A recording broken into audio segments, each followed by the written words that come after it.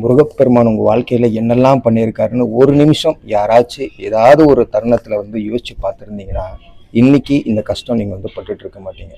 ஆமாம், நான் சொல்கிறது எல்லா பக்தர்களுக்கும் பொருந்துமா அப்படிங்கிற விஷயம் தெரியல. அந்த காணொளி யாருக்காவது இந்த நிலைமையில நான் ரொம்ப ஒரு கஷ்டமான ஒரு சூழ்நிலை இருக்கேன், என்னால் மனசில் மிகப்பெரிய ஒரு பாரத்தை நான் சுமந்துட்டுருக்கேன், இந்த ஒரு பாரத்தில் முருகன் ஏன் இன்னும் எனக்கு வழி காட்டலை அப்படின்னா கண்டிப்பாக சொல்கிறேன், இது பக்தர்கள் உங்கள் அனைவருக்கும் நான் சொல்கிறேன், இது நீங்கள் மனப்பூர்வமாக ஏற்றுக்கிட்டு தான் ஆகணும். இது எத்தனை பேர் உங்கள் மனசில் இந்த விஷயத்தை பதிவு பண்ணாங்களா இல்லையான்னு தெரியல.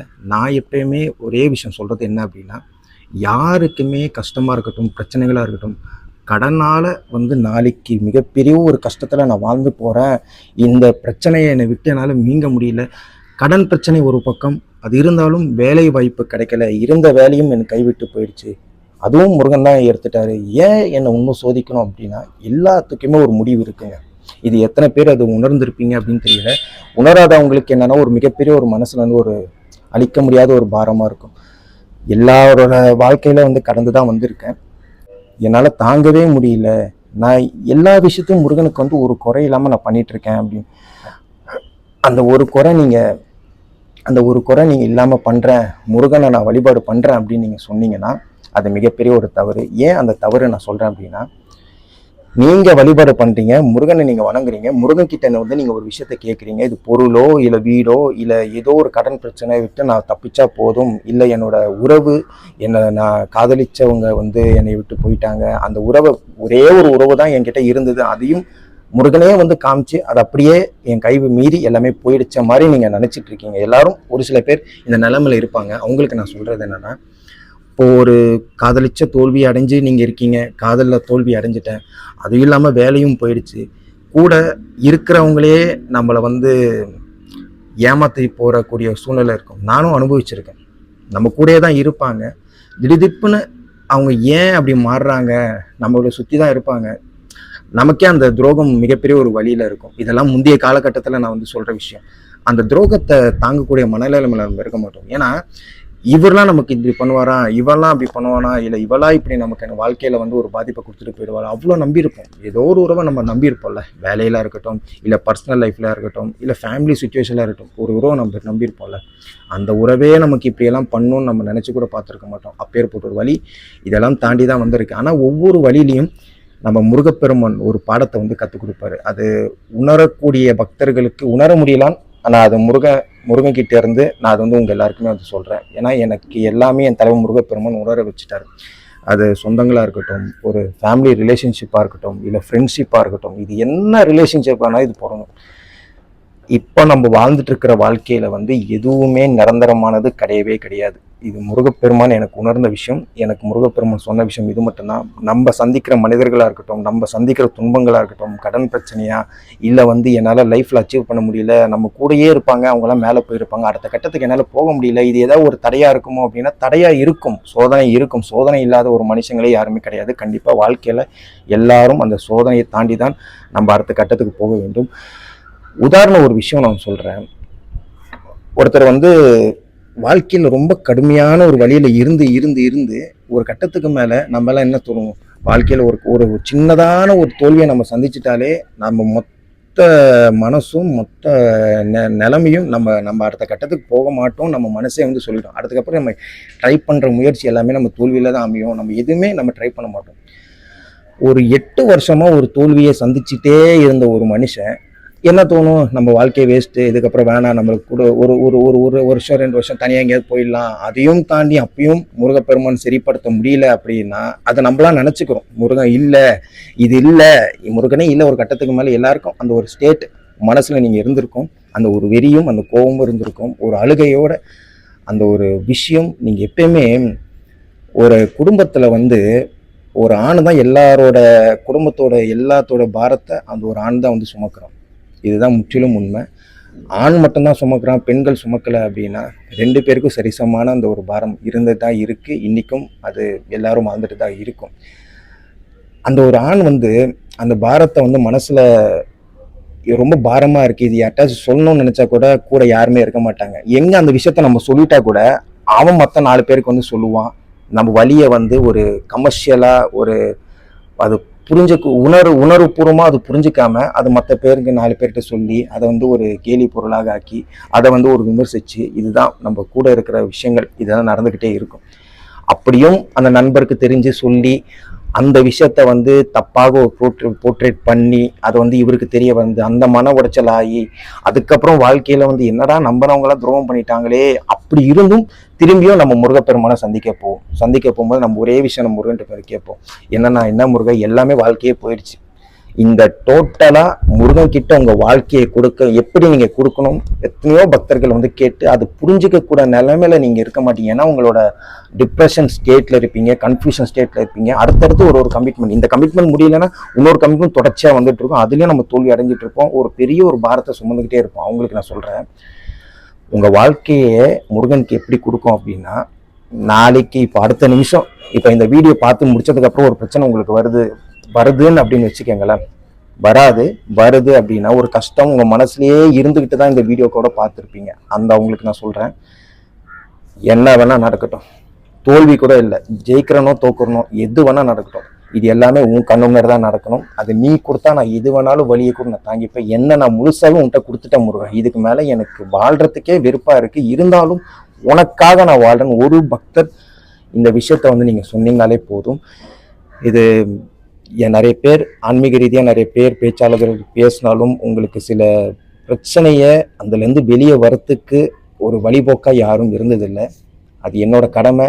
முருகன் கிட்ட இருந்து நான் கற்றுக்கிட்ட சில விஷயங்கள் இருக்கு, அதை நான் உங்கள்கிட்ட பகிர்ந்துக்கிறேன். இது மட்டும்தான். உங்களை நீங்க உங்க பிரச்சனையை விட்டுட்டு முருகனுக்காக நீங்க ஒரு நொடி இல்லை ஒரு நாள் நீங்க வாழ்ந்து பாருங்க, உங்க பிரச்சனை அனைத்துமே தீரும். இது முற்றிலும் உண்மை. இப்போ நீங்க ஒரு வழியில இருக்கீங்கல்ல, அந்த பிரச்சனை கூட கண்டிப்பா சொல்றேன், முருகனோட சாட்சியா சொல்றேன், அது பிரச்சனை கூட ஒண்ணுமே இருக்காதுங்க. இவ்வளோ பெரிய டென்ஷன் ஆகி அந்த ஒரு பயந்து இப்படி ஆயிடுமோ அப்படி ஆயிடுமோ, ஆனா ஆல்ரெடி இந்த பிரச்சனை நடந்து போயிட்டே தான் இருக்கும். பயப்படாதீங்க, கலங்காதீங்க. முருகனை மீறி உங்க அந்த பிரச்சனை என்ன பண்ணிடும் கொஞ்சம் சிந்திச்சு பாருங்க. ஃபர்ஸ்ட் முருகன் கிட்ட இருந்து ஒரு விஷயத்த நீங்க கத்துக்கணும். எல்லா பக்தர்களுக்கும் நான் சொல்றேன், எந்த பிரச்சனை வேணா வரட்டும், எது வேணா நடக்கட்டும், வாழ்க்கையில கவலையே படாம அந்த தைரியத்தை நீங்க வந்து வர வச்சுக்கணும். ஒவ்வொரு பக்தர்களுக்கும் நான் சொல்லக்கூடிய விஷயம் என்னன்னா, தைரியமும் துணிச்சலும் உங்களுக்கு வர வச்சுக்கணும் உங்களுக்குள்ளே. அப்பதான் நீங்க சிறந்த முருக பக்தனா. எல்லாரும் ஒரு விஷயத்த நீங்க வந்து சொல்லிக்கிட்டே இருக்கும், என்னன்னா முருகனுக்கு நான் மட்டும்தான், நான் தான் ஒரு சிறந்த பக்தன்ற விஷயத்த வந்து நீங்க சொல்றதுல தப்பே கிடையாது. ஒவ்வொரு பக்தரோட மனசுலயும் இந்த ஒரு நினைப்பு இருக்கணும். இதுதான் முற்றிலும் உண்மை. இதனால தவறு எதுவுமே கிடையாது. என்னடா இது முருகனுக்கு நம்ம தான் சிறந்தவங்க அப்படின்னு நினைச்சிட்டா இது வந்து ஒரு தப்பான ஒரு விஷயம். அதெல்லாம் தப்பே கிடையவே கிடையாது. நான் தான் முருகனுக்கு சிறந்தவன். ஒவ்வொரு பக்தர்களும் நீங்க அந்த மனசுல நினைச்சுக்கிட்டீங்கன்னா இந்த எண்ணம் உங்களை வந்து வெவ்வேறு ரூபத்துல கொண்டு போகும். முருகனையே நினைக்கக்கூடிய நிலைமையில வந்து உங்களை கொண்டு போகனால நீங்க வருகிற பிரச்சனையா இருக்கட்டும், நீங்க சந்திக்கக்கூடிய பிரச்சனைகளா இருக்கட்டும், என்ன வேணா நடந்துட்டு போட்டோம், எனக்கு என் முருகன் இருக்கான், கண்டிப்பா இன்னைக்கு நீ நடத்தி கொடுப்ப, இந்த பிரச்சனை எனக்கு ஒண்ணுமே இல்லாம போகும் நீங்க நினைச்சு உங்க மனசுல நீங்க சொல்லும் போது கண்டிப்பா சொல்றாங்க, முருகன் முன்னாடி வந்து நின்று அந்த பிரச்சனை ஒண்ணுமே இல்லாம போயிடும். இது பல முறை நான் அனுபவிச்சிருக்கேன் வாழ்க்கையில. இன்னைக்கும் நிறைய பக்தர்கள் வந்து என்கிட்ட சொல்லிட்டு தான் இருக்காங்க. நம்ம தேடக்கூடிய விஷயங்கள் நிறையவே நம்ம வாழ்க்கையில இருக்கும். வாடகை வீட்டில் இருக்கிறவங்களுக்கு அந்த சொந்த வீடு இல்லாமல் இருக்கும். சொந்த வீடு இருக்கிறவங்களுக்கு இந்த சொந்த வீடு வந்து நம்ம லோனில் கடனில் கட்டியிருக்கோம், இன்னும் அந்த கடன் முடியலையே அப்படிங்கிற ஒரு வழி இருக்கும். சொந்த வீடு எல்லாமே இருந்தவங்களுக்கு அடுத்த கட்டத்துக்கு வாழ்க்கையில் போகணும்னு இருக்கும். வாழ்க்கையில் நம்ம எல்லாரும் மனிதனோட வாழ்க்கையில் இருக்கிறது எல்லாமே ஒரு தேடலை நோக்கி தான் நம்ம போயிட்டு இருக்கோம். இந்த தேடல் எப்போ இந்த தேடல் எப்போ அடங்கும் அப்படின்னா, நம்ம மனசை வந்து நம்ம முதல்ல கட்டுப்படுத்த வேண்டாம், கட்டுப்படுத்தணும் அப்படிங்கிற ஒரு விஷயத்த நான் சொல்லலை. எல்லாருக்கும் எல்லாரோட லைஃப்ல வெவ்வேறு கமிட்மெண்ட் இருக்கும். அந்த வெவ்வேறு கமிட்மெண்ட்டை வந்து நம்ம இன்னைக்கும் அதை என்னாக்ட் பண்றதுக்காக தான் டெய்லி ஒரு டஃப்பான ஒரு டாஸ்காக இருந்தாலும் முருகனையே நினைச்சு அந்த வாழ்க்கையை நம்ம பயணிக்கிறோம். கஷ்டமான இருக்கிற சூழ்நிலை இருக்கிற பக்தர்களுக்கு நான் சொல்றேன், உங்க வாழ்க்கையெல்லாம் தாண்டி தான் நான் இந்த நிலைமைக்கு முருகன் முன்னாடி உட்காந்து நான் உங்களுக்கு இந்த பதிவு நான் பண்றேன். எந்த ஒரு விஷயமா இருந்தாலும் சில விஷயங்கள் நீங்க பக்தர்கள் எனக்கு வந்து சொல்லும்போது நானே சில நேரங்களில் எமோஷனல் ஆகிட்டு அது நைட்டாக இரவா இருந்தாலும் இல்லை பகலா இருந்தாலும் நான் பூஜையில் இருந்தாலும் உடனே வந்து நான் வந்து முருகன்கிட்ட வந்து சொல்லுவேன், இந்த மாதிரி ஒரு பக்தருக்கு இந்த மாதிரி ஆயிடுச்சு தலைவா, ஏன் முருகன் இந்த மாதிரி பண்ணியிருக்கு, கொஞ்சம் இந்த பிரச்சனைல இருந்து நீ காப்பாற்றி கொடுத்துருவேன்னு எனக்கு தெரியும். அவங்க அந்த பக்குவ நிலையில அவங்க இருக்க மாட்டாங்க. தயவுசெய்து ஒரு வழியை வந்து காட்டு முருகன், எனக்கு தெரியும் நான் உன்னை ரொம்ப ஃபோர்ஸ் பண்ணல, அவங்க வழியில கொஞ்சம் காட்டு, அவங்க அதுலேருந்து அவங்க பயணிச்சு போயிடுவாங்க. ஒவ்வொரு பக்தர்களுக்காண்டி நான் வந்து முருகப்பெருமான்ட்ட நான் வந்து வேண்டிப்பேன். ரொம்ப ஸ்டேட்ல வந்து நிறைய சில பல பக்தர்கள் சொல்லக்கூடிய நிலைமையில இருக்கும்போது என்ன அறியாமலே ஒரு எமோஷனல் ஆயிடும். என்ன எமோஷனல் ஆயிடும்னா, இன்னும் அவங்க முருகனை இன்னும் புரிஞ்சிக்கல, ஒரு நம்பிக்கையை இழந்திருப்பாங்க ஒரு ஸ்டேட்ல. எனக்கு ஒரே ஒரு ஆசை, முருகன் கிட்ட இருந்து எல்லாரும் உங்களுக்கான வேண்டுதலை வந்து நிறைவேற்றி வைக்கணும். கண்டிப்பா அவர் நிறைவேற்றி வைப்பாரு. ஏன்டா இந்த நம்பிக்கையை நான் சொல்றேன், ஏன் சாமி இப்படி சொல்றீங்க, ஆனா நடக்குமாங்கிற ஒரு சந்தேகம் நீங்க வைக்க கூடாதுக்காக தான் நான் இவ்வளவும் நான் சொல்றேன். முருகன் மேல நம்பிக்கை வச்சு கண்டிப்பா இது நடக்கும். என் முருகன் இது கொண்டு வந்தே தீரும் அப்படின்னு மட்டும் ஒவ்வொரு பக்தர்களோட மனசுல இருந்தாலே போதும். நான் சொல்ல வேணாம், முருகனே உங்களுக்கு அந்த காரியத்தை நிறைவேற்றி வைப்பார். இது எத்தனையோ என்னோட கமெண்ட்ஸ்ல எத்தனையோ பக்தர்கள் வந்து கமெண்ட் பண்ணியிருக்காங்க, முருகன் நடத்தி கொடுத்துருக்கு. அதெல்லாம் அதை கேட்கும் போதே வந்து மிகப்பெரிய ஒரு சந்தோஷமா இருக்கும். அது எனக்கே, நீங்க வச்சிருக்கிற வேண்டுதல் அது நிறைவேற்றினாலே அது நிறைவேறிச்சுன்னா அது எனக்கே முருகன் வந்து கொடுத்த மாதிரி ஒரு சந்தோஷமா இருக்கும். ரொம்ப சந்தோஷமான அந்த ஒரு சூழல்ல இருக்கும். ஏதாவது ஒரு பக்தர் வந்து உங்களுக்கு கடன் பிரச்சனை தாங்க முடியல, இன்னையோட நான் வாழ்க்கை முடிக்கிறேன்னா அது மிகப்பெரிய ஒரு தவறான விஷயம். இது ஒவ்வொரு பக்தர்களுக்கும் சொல்றேன். வாழ்க்கையை நான் வந்து இன்னைக்கு நான் முடிச்சுக்க போறேன், எனக்கு வாழ்க்கையே வேணாம் சாமி, நான் சூசைட் பண்ணிக்க போறேன் அப்படின்னீங்கன்னா, பக்தர்களே ஒரு விஷயம் நான் சொல்றேன், நீங்க சூசைட் பண்றதுக்காக உங்க உயிரை நீங்க மாத்திக்கணும்னு நினைச்சா கூட அதுக்கு உங்களுக்கு உரிமை கிடையாது. ஏன் சொல்றேன்னா, முருக பக்தரா நீங்க ஒவ்வொருத்தரும் முருகன் முன்னாடி நீங்க பாக்குறீங்களோ இல்லையோ, முருகன் உங்களை பார்த்துட்டாருன்னா, இல்லை நான் சூசைட் பண்ணிக்கணும் அப்படின்னு நினைச்சா கூட அது முருகனுக்கு நீங்க செய்யற துரோகம். அதனால சொல்றேன், வாழ்க்கையில என்ன வேணா நடக்கட்டும், அந்த பயத்தை மட்டும் நீங்க வச்சிருக்க கூடாது. துணிச்சலா இறங்குங்க. என்னை தாண்டி, முருகனை தாண்டி உங்களுக்கு என்ன வந்துட போகுதுன்னு நான் சொல்றேன். கண்டிப்பா இந்த ஒரு நம்பிக்கை உங்க மனசுல இருந்தாலே போதும். எந்த பிரச்சனை வேணா வரட்டுங்க, இதெல்லாம் நிரந்தரமே கிடையாது இந்த வாழ்க்கையில. இரவும் பகலும் வந்துட்டுதான் இருக்கு. இந்த இரவுலயே நம்ம இருப்போம்னா கிடையாது, விடிஞ்சா பகல் வந்துடும்.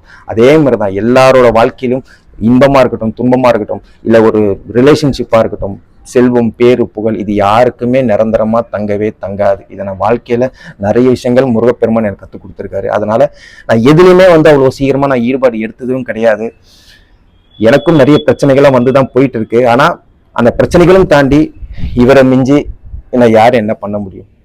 எந்த ஒரு கஷ்டம், பொருளாதார ரீதியாவே எனக்கு கஷ்டம் டே டு டே இருந்தா கூட ஒரே விஷயம்தான், எனக்கு என் தலைவன் முருகப்பெருமான் பார்த்துப்பான். இதற்கெல்லாம் நான் கலங்க வேண்டிய ஆள் இல்லை. இந்த மாதிரி ஒரு விஷயம் ஒரு பக்தர்கள் நீங்க மனசுல வச்சாலே போதுங்க. இந்த ஏற்றம் தாழ்வு, இன்னும் நான் லைஃப்ல சக்சஸ் பண்ணல, இத்தனை வருஷம் ஆகி போச்சு, கூட இருக்கணும் சக்சஸ் ஆயிட்டான், எப்படி வேணா சக்சஸ் ஆகட்டும், முருகன் உங்களை பார்த்துட்டார்ல. இன்னைக்குல இருந்தோ இல்லை நாளைக்குல இருந்தோ நீங்க முயற்சி பண்ற விஷயம் எல்லாமே வெற்றி அடையும் நான் முருகப்பெருமான்ட்ட வேண்டிக்கிறேன். தலைவன் முருகப்பெருமானுக்கு நன்றி.